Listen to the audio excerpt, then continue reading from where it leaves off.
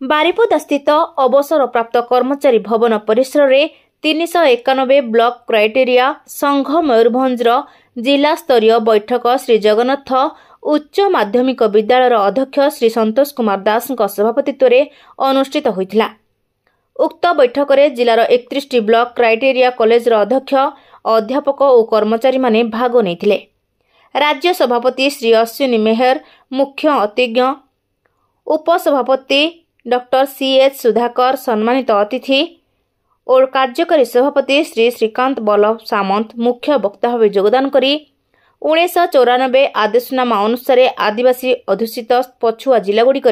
गढ़ी उठिथिबा महाविद्यालय दीर्घ 30 वर्ष ऊर्ध्व शिक्षादान कर आसुथिबा बेले उच्च शिक्षा विभागर 70% शिक्षादान दायित्व निर्वाह करी आसुछंती। 1994 अनुदान आदेशनामा अनुसार राज्यर 391 block criteria college 2004 ripple order पूर्व प्रत्येक अनुदान पाइबाकू योग्य होइथिले मध्य सरकारी स्तर में उपेक्षा करा जाइथिबारु उपस्थित सभ्य सभ्य माने क्षोभ प्रकाश करथिले।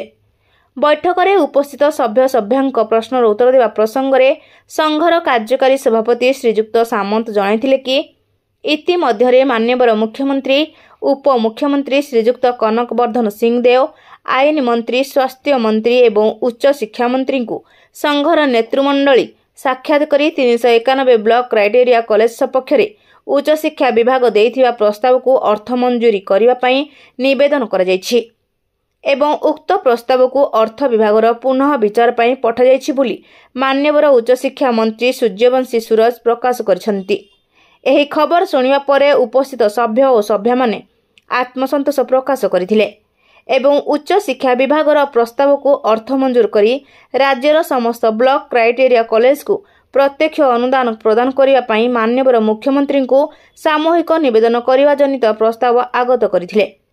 मयूरभंजरू मुरारी मोहन महापात्र रिपोर्ट, ज्योतिप्रभा न्यूज।